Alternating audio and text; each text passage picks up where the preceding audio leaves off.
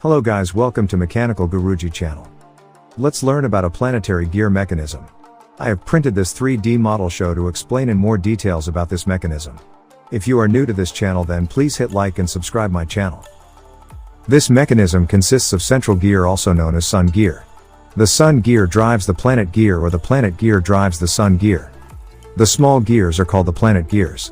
These small gears are usually 3 or more planet gears, evenly spaced around the sun gear for balance and smooth operation. They also share the load between them, making the system stronger and more efficient. This is outermost gear, called as ring gear. It works with the sun and planet gears to transmit power. It contributes to gear ratio changes based on which component, sun, carrier, or ring, is held or powered. Now let's see how this mechanism works.